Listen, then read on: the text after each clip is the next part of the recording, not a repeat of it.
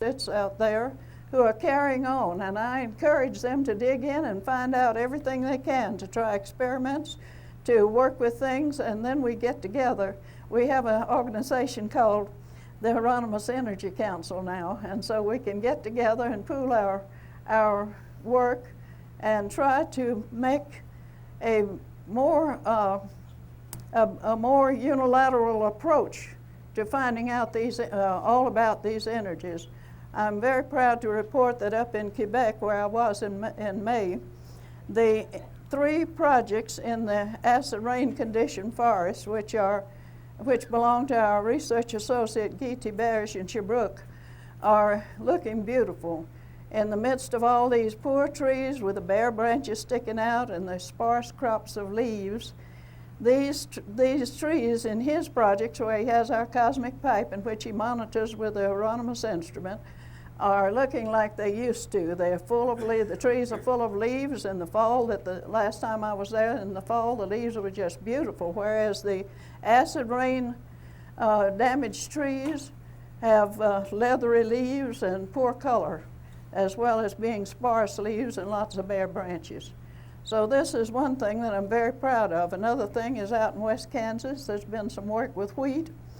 I want to talk a little about what can you do with this energy. Now, many years ago, we found out that there is a way of applying this energy to many, many fields. Now, the health field, and I talked to you all one time, I think, about genetic engineering with Eloptic energy, where we can apply energies to change the genetic structure of things. That is why we're very particular about who are our research associates, because we need ethical people. We need people who love people and who love this world and who love to work with energies, because there could be dangers, but your automobile is dangerous too, isn't it? In the hands of somebody who doesn't know what they're doing, you can kill people with it. So this energy that Dr. Galen, with whom I worked a number of years as his laboratory assistant and his research associate and his partner, was very particular that we try to understand all of the dangers as well as the good things about it. In fact, you can use a lot of things in this world destructively. I want to talk about the ways that this could help you. In our research in health enhancement, it is not just to build up your health and make your muscles stronger so you can go out jogging more.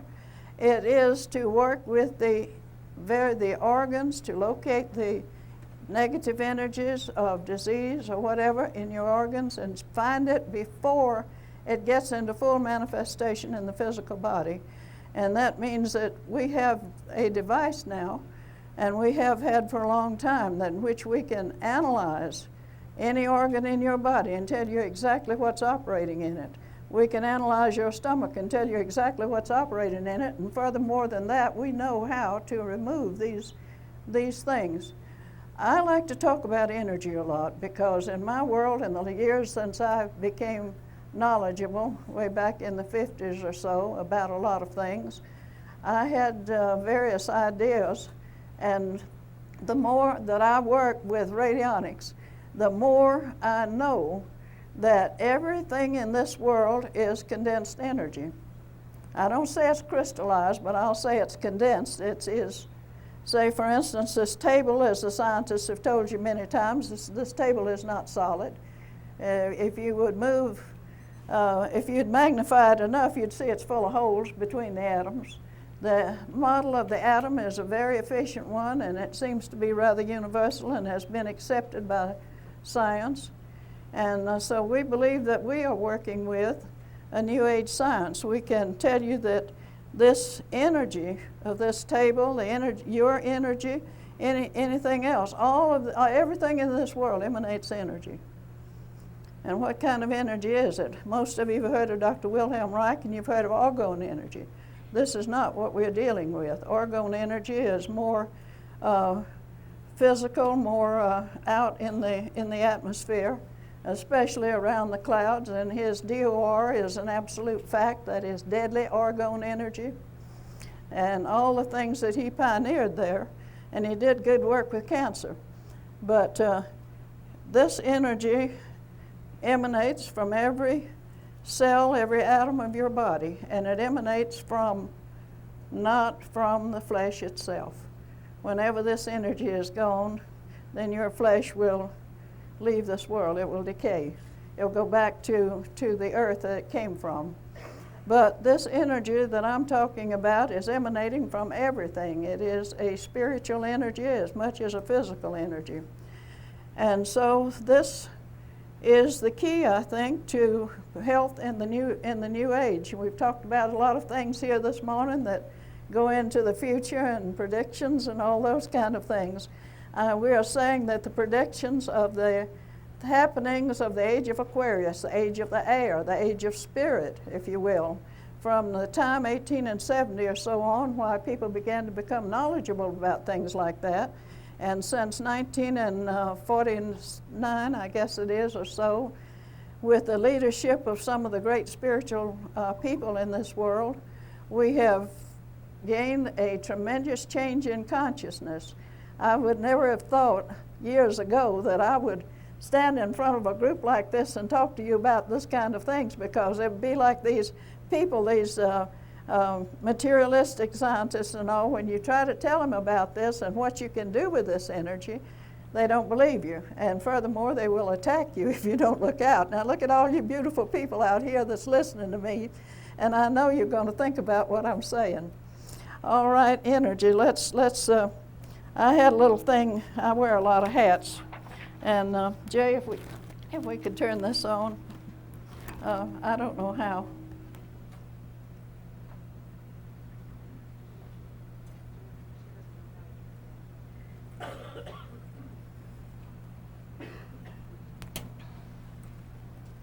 All right, I think I got my hats upside down, haven't I?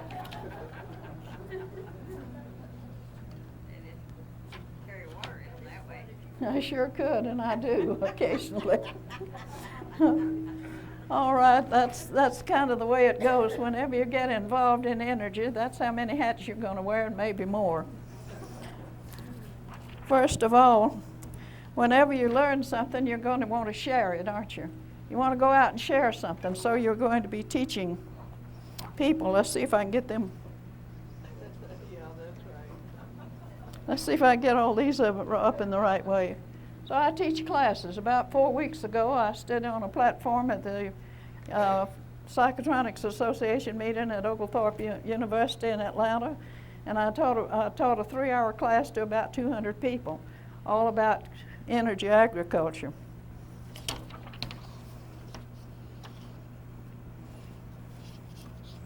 Now, when we're talking about this energy, remember we're not dealing strictly with the physical, but there are energies that are considered more or less negative. We call them conditions. They can be positive conditions, they can be negative conditions. I like to think, when I'm trying to find the source of it, I like to get it this way. No, I have got it upside down again. All right. Over. That's right. All right, this is a representation of what the ancient wisdom of the Kabbalists and others call the tree of life. And what we have here, the very top there is beyond our reach from this physical plane, except by way of changing our consciousness and by raising our consciousness in finer vibrations, finer frequencies, you might say. That is the crown. That is, and up beyond that are the energies of more or less the ideas of the great realms of energy that we cannot reach right now. And we cannot reach together. Now that circle in the middle, beyond the first one, that is the invisible station on the middle, on the central column there. Our way of working today, besides with all of these qualities, our way of working today is to consider from the crown down the central column. And all of these energies will manifest in one focus out there and come down and manifest into what this is, the physical world. But this is a spiritual world too. The main thing we have to have bodies for here is in order that we can live in this world. And these bodies are akin to the earth. They're carbon atom bodies. This gives us a little idea. I don't say it's marked out anywhere. This is a product of the ancient wisdom of the Hebrew people, which is called the Kabbalah.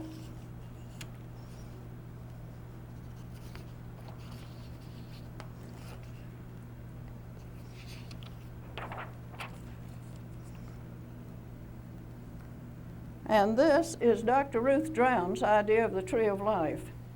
And you notice that she has put the pineal gland up at the top because that is our passageway into spiritual knowledge and spiritual experience. The ancient wisdom gave the top there as a source of energy. And so the pineal gland is not only a way of learning, but it is the seat of the third eye, it is the experience of clairvoyance, all those things. But this is Dr. Ruth Drown. How many of you know who Dr. Ruth Drown is? All right, Dr. Ruth Drown was a young secretary when Albert Abrams came back from Heidelberg, where he had found a wonderful new idea. One of his professors had come in and said, "Look here, Albert, look at these onions. I threw these down by some that I had transplanted, and they were small onions, and they had roots, and he had thrown it down with the roots pointing at this row of onions he had transplanted. And when he went back several days later, the onions that he had transplanted were dying, but all those that were not close to those dying onions were not dying. And so he knew he had something that was a phenomenon, and he told Dr. Albert Abrams about it. So it started off a chain of events in which Dr. Albert Abrams ended up with an instrument called an oscilloclast, and he had another one called a reflexophone, and Dr. Ruth Drown was his secretary. And she later became she was his student also, and she later became a chiropractor, and she practiced out near Los Angeles, I believe it is, somewhere. And in the 1950s, she was prosecuted for and entrapped in a court case. The entrapment you've heard about is nothing new. It happened then, and Dr. Ruth Drown died in jail for practicing with this type of equipment that she had designed and built. Another pupil of Dr. Abrams was Dr. Wigglesworth, and so Dr. Galen Hieronymous built and worked with doctors around and built different instruments for him until he got the idea for the instrument that we use today. And like I heard Bob Beck say one time from a platform here, if it works, don't fix it. So we don't fix it with anything, all of the new things, until we find out what kind of effect they have on human bodies. So this is our idea, really, of how we work with this energy. And I mentioned the middle column, so here you are.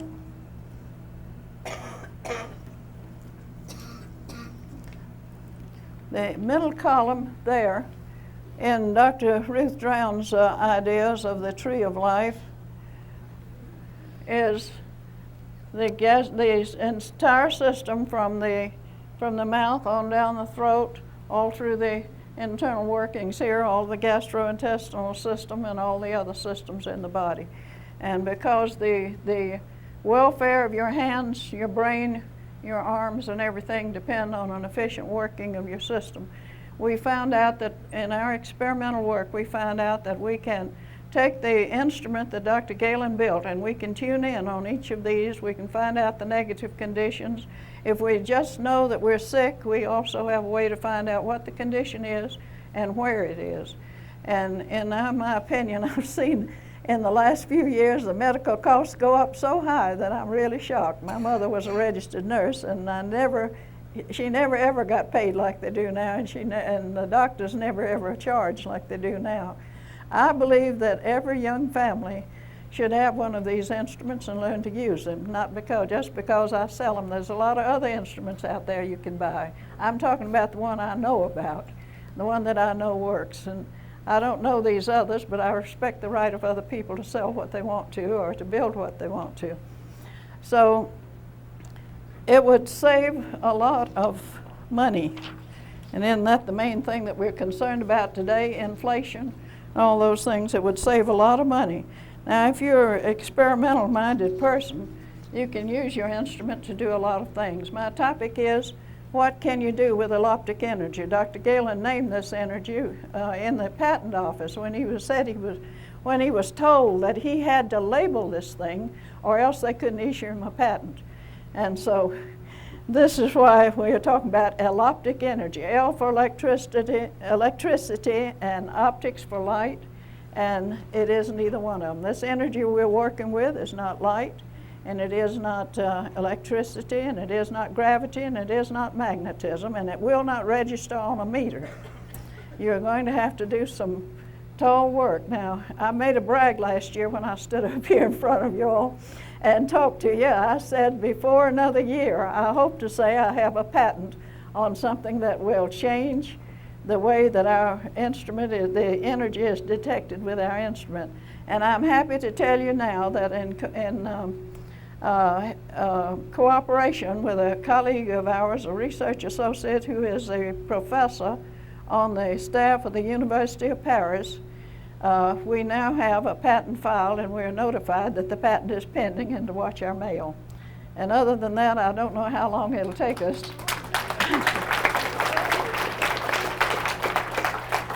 Thank you. It's been quite a job to get this thing together because he is an American citizen, but he works in Paris, and so was kind of necessary to fax a lot of letters because I couldn't get any speed with them otherwise. Anyhow, we're deeply indebted to J. Paul Jones, an electronic engineer friend of ours in Philadelphia, who is also a patent consultant, and it's thanks to him that we haven't had a lot of hang-ups and worries with getting this thing filed. We are dealing with, as I said, types of matter. Now here we have what is, we find here in this physical world, we find solids, we find liquids, we find gases. And this does not encompass all of it. What I was really want to talk to you today about is the fact that there are 5 elements. Now we have 4. The ancients recognized earth and air and fire and water. And incidentally, ancient wisdom also, in the form of a book most of us respect, gave some directions for farming. And we've gotten far away from this kind of thing. There was times of thanksgiving, times of jubilee, times of working, times of reaping, all these kind of things, and we've gotten a long way away. This is from the Old Testament of the Bible, and it was instructions given to a people who were chosen to be the channels of some divine wisdom for the benefit of the world in the hereafter. At least that's my way of thinking. I respect the Hebrew people very much because they gave us the best of their culture, and that was the book of wisdom we call the Bible.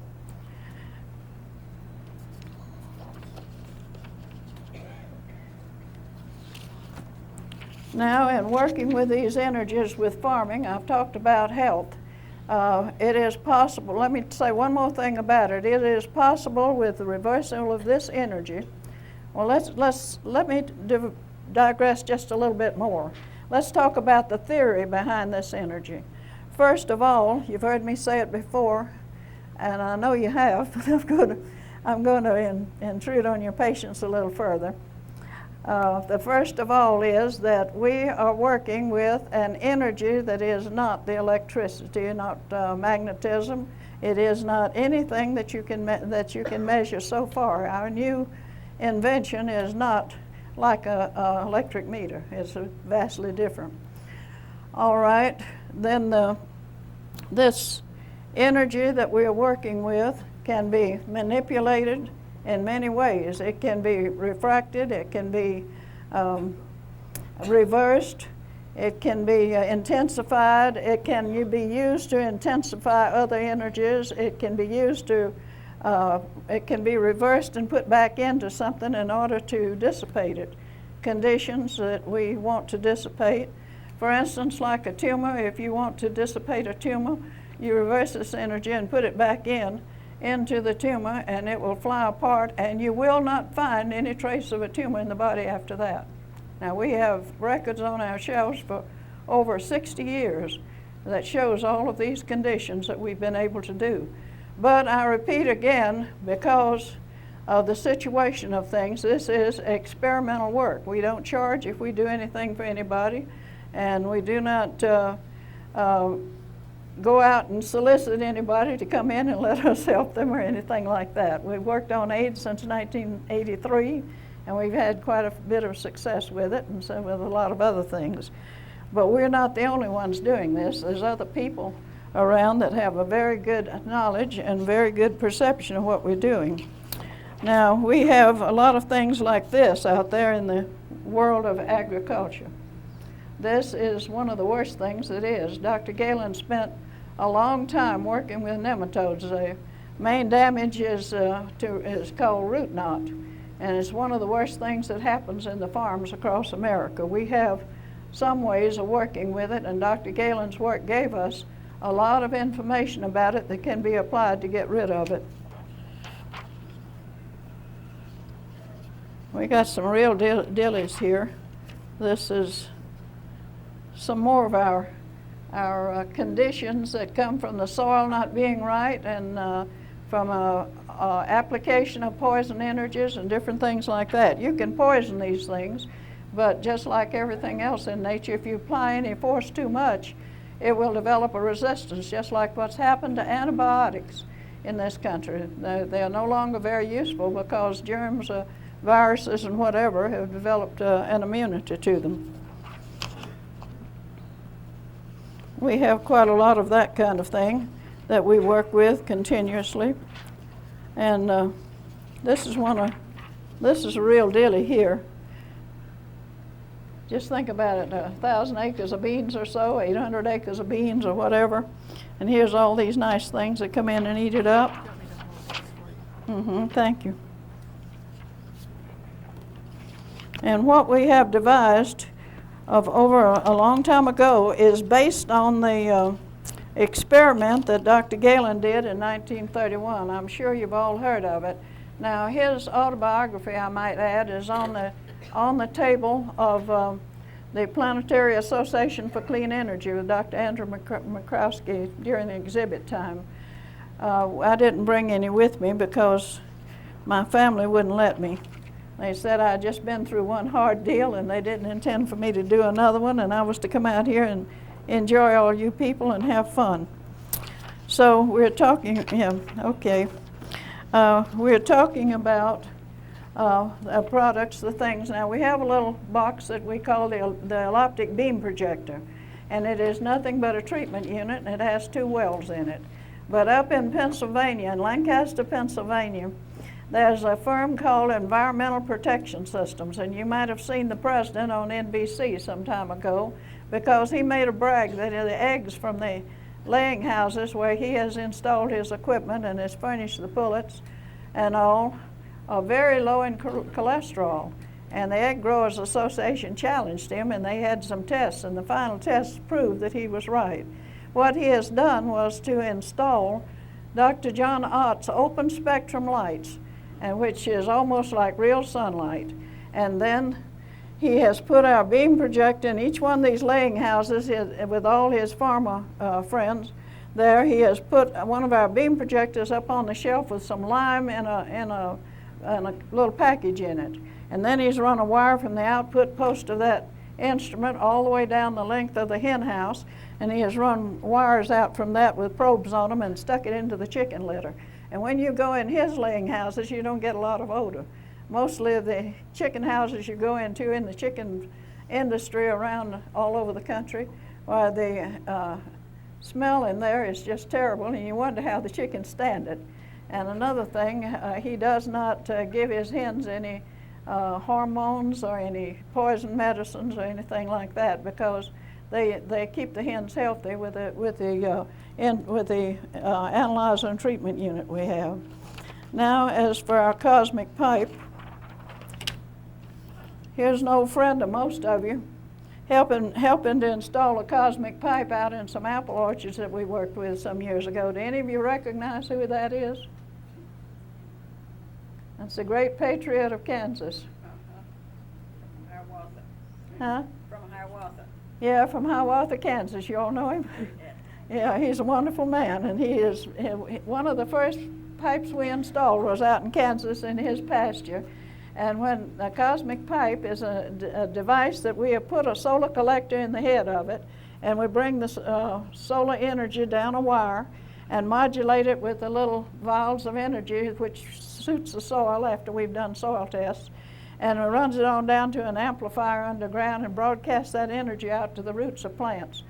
And we don't claim it's perfect. We say we are experimental and we're doing everything we can to make it better every year.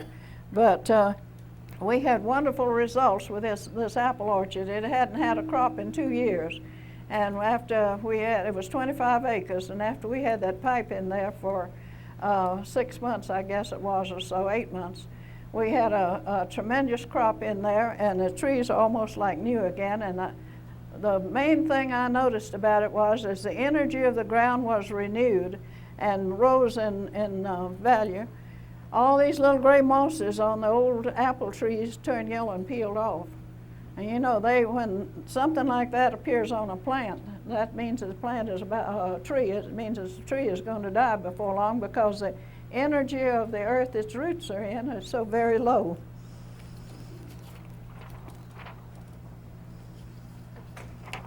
And here's our friend again, and this is a display that we had at Carlisle, Pennsylvania, at the summer meeting of Acres USA.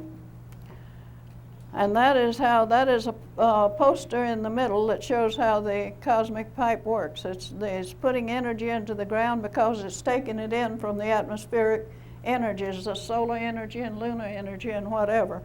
We can also modulate those energies with biodynamic products or with any kind of energies that we want to. And we can grow wheat with solid stems. We can grow wheat with more berries in the heads. We can grow bigger volume of oats and barley and soybeans and things like that. As I said, we don't claim it's perfect, but at least we're taking a step in the right direction.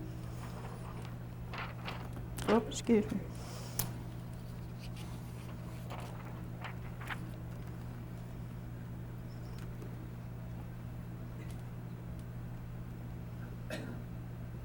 Now, what we do is mainly with the cosmic pipe is use our instrument, our radionic instrument as you call it, in cooperation with it. That's a cornfield, and that's a pipe out in the cornfield. And we've got this board up here to measure how high the corn is grown. It's got markers on it to measure how high the corn is. And here is the energy ratings of the earth, the ground it's growing in, and this is what the test we did, measured with our instrument. This is the test we did in the corn that was growing with the chemical applications on across the road from there. We do a lot of these graphs because sometimes we do a test, some kind of a soil test to check the energy of the soil. We do this at least every 6 weeks. So we have a regular file on every pipe that we are working with in any given experiment. Now, we're talking about energy, this wonderful energy that is in this world and that everything emanates. And a lot of people in farming possibly don't remember that there is a spiritual side to farming also. One of the things that I would say if I were making the rules for any kind of agriculture, I'd say that if you are the farmer, then you must, by all means, go out and walk all over your farm at least once every 2 weeks. Why? To put your own energy into it. And I'll tell you a little joke about, how many of you ever heard of Hugh Lovell? Hugh Lovell. How many of you read Acres paper?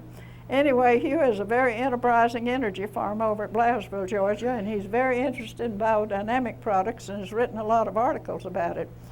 So the gentleman from up at Woolwine, Virginia, a friend of ours, came down to visit him, and Hugh was he had a toothache and he didn't feel so good, so he wanted to take care of the toothache, and he found out that one of the vegetable products that's in the biodynamic products would stop a toothache and heal the decay of the viruses in it, and he would be free from the ache. So he took this product that is made by putting it into water and stirring it with your arm.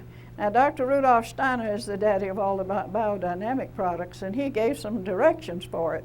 And one of the things he liked was these were from his agricultural lectures, by the way, and one of the things that he liked was for the farmer to put his own energy into his farm. So he said, when you make up this compost, put it in water and stir it and stir it and stir it with your hand up to the elbow till you create a vortex in there, and then reverse it, and you've got to do this for about an hour. So this was what this man from Virginia had done. He had made this and given it to Hugh, and he was selling it to other people. And when Hugh started treating his toothache with that biodynamic product, the man that made that product was getting the treatment, and he could feel it. He's a very sensitive fellow, and he could feel it. And they came over to my place. Hugh couldn't tell him why, so they came over to my office, and they said, why do I feel this treatment that Hugh Lovell is doing on his tooth? And I said, how did you make this product?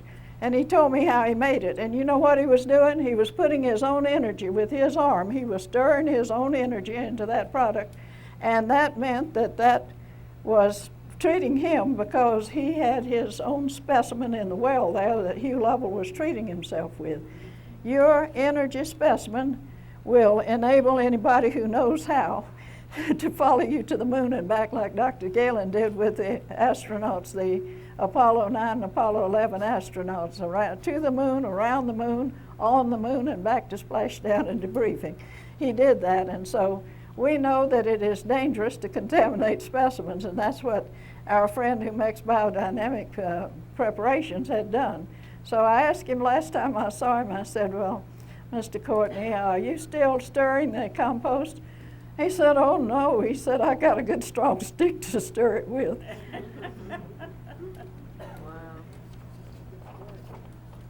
Now we're talking about the 4 elements: earth, air, fire, and water. And I don't know how many of you, when you were small, did you have playmates that your mother and father didn't see? Do you remember that? You remember all the nice things you did and the little ones that you saw and talked with, and they told you things? Most of the children, by the time they get 7, 8 years old, and are very much immersed in. Yeah.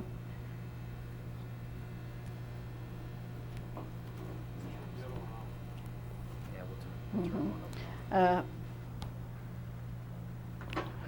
Most children, by the time they're 7, 8 years old, they forget about those things. They're going to school, they forget about their playmates, they forget about the things that they used to see and the things that they learned, because they're in school and they're all caught up in the wonder and the mystery of learning and being with other children and things like that. But we do have, still like the ancients told us, we do have the elements, first of all of spirit, and then fire and earth and air and water.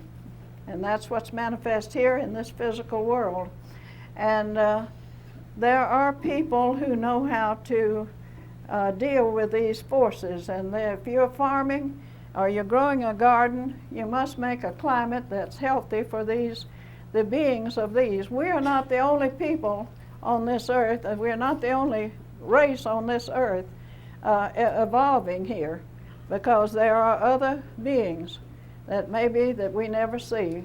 If we're looking too close at our affairs and our worries and all those things, and we forget, like the children, to look or to feel the presence of these other beings. It used to be that the ancients had ways, and they taught ways of manipulating these.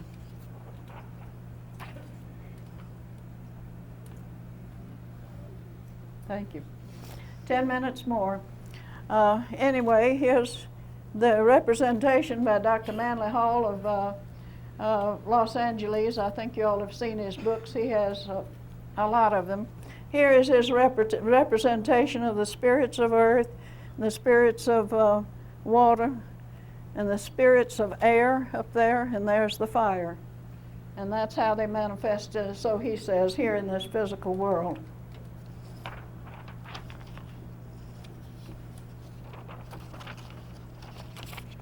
Dr. Sarah, are you talking about what most people call the elementals? I'm talking about the elementals. I'm talking about the elements of this earth and the energies of these elementals. And they do manifest, as little children can tell you. They can describe these things to you. Dr. Galen and I contacted a leprechaun one time, and we had some rare old tales from him. He was over here because he came here with a family he loved from Ireland. And so he had some really wonderful tales to tell us. And he was, Galen asked him, he said, what do you do now? Did you bring your gold with you? And he said, no, I had to leave that home or I couldn't come over here.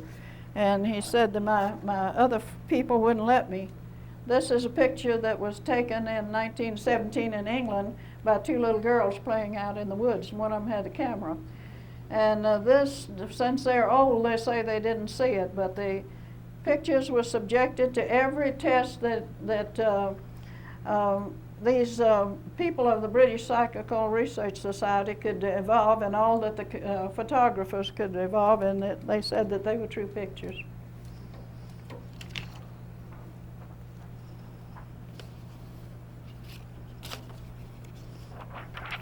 If you want to renew your memories about this, you might take a look at this book by Jeffrey Hodson. Now, he was a very sensitive clairvoyant and psychic channel. He was a member of the Theosophical Society and had developed his abilities quite a bit.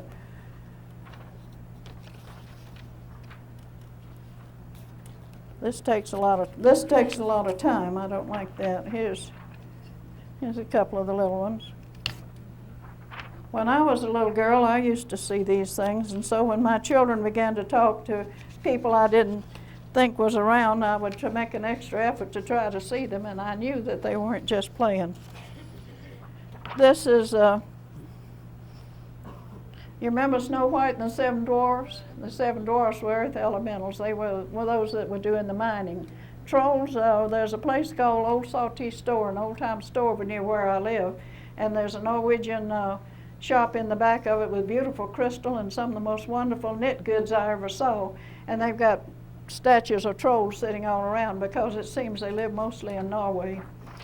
And I talked to one of the men one time, and I said to him, I said, do they just live in Norway? He said, no. He said, one of the shipments we got from over there got away, and it won't be long until these Georgia mountains are full of them. Now, this is the ones that the European people love. This is from another book which you can find in your library, I'm sure.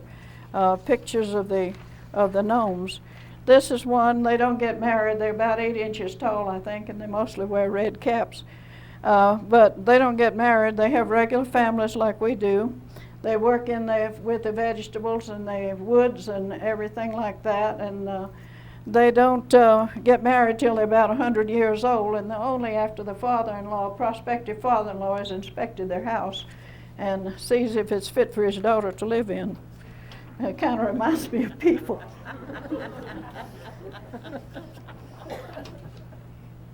And there's some of the gnomes. The one thing I want to tell you about is the fact that we have a lot of wind and weather.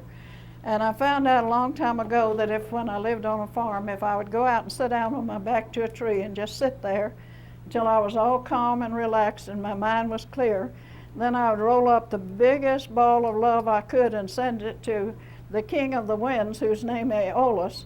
Then the corn wouldn't get blown over, because that is the only energy that we can put out, that we can generate here, that these beings will respond to. Utter harmlessness, total love, just a big wave of I love you, and I'm at one with you and all that. And so when I was going to school at West Ark College in Fort Smith, Arkansas, some years ago, one morning I woke up at home and the sirens were blowing, and I said, well, what in the world is that? My son-in-law came by with the three children in the car, and he said, Mom, I'm going over to the Methodist Church shelter. There's going to be a tornado. And I said, well, I don't think so. I'll go with you. I'm going to school. So I got out and went to school, and at the philosophy class I was in, taking was down in the southeast corner of the basement having a class. And so we got up and went back up to the room, and at about 11 o'clock I was free, so I went down to the spa. And then we were told to get out of the swimming pool because a tornado was approaching. And it was just, I went and looked out, and it was just as dark as could be. And I stood out there in the doorway, and I said, with the utmost concentration I could, and very silently, I said, Aeolus, this is Sarah, your sister. If you hear me and you will help me, it will save a lot of trouble here. There's a lot of people will get killed. A lot of people will get killed if you allow the winds to blow through here in fury. I know that they're angry with each other, and they will blow through here and tear up things. And if you hear me and you can send them away, will you please split these clouds out here and let the sun shine through? And then I went and got dressed and got my clothes and my books, and I went on back started out to the car to go to school. And I looked up, and that sky was, the whole bunch of the clouds was split in squares, and the sun was shining through. And then I knew that the tornado damage was over. I mean, the danger was over. Now, if you're going to do something like this anytime in communication with these elementals, be sure to give them some instructions, the winds, the earth, all these things. That's why you go out and bless your garden every morning. Bless the soil. Pick up some of the soil and hold it and bless it.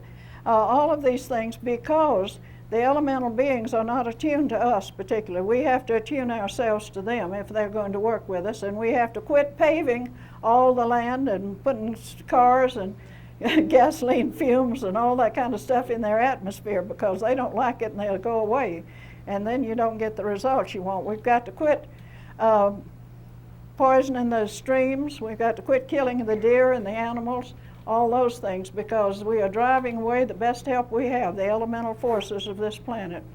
So if you're going to work with these beings, as I said, send them a wave of love, unselfish love, and explain to them exactly what you want them to do, and be sure you tell them not to harm anyone. Wherever they're going, don't harm anyone, because this tornado hop, skipped, and jumped over Fort Smith, Arkansas, and tore up the main street of Cabot, Arkansas, and did about $1 million worth of damage, but they didn't hurt anybody. So that was one of my big experiences in dealing with elemental forces. There is the fact that if you make them happy, this is energy, and if you make them happy and you keep your garden in good shape, there you won't have all the bugs and the worms and weeds and all that kind of stuff.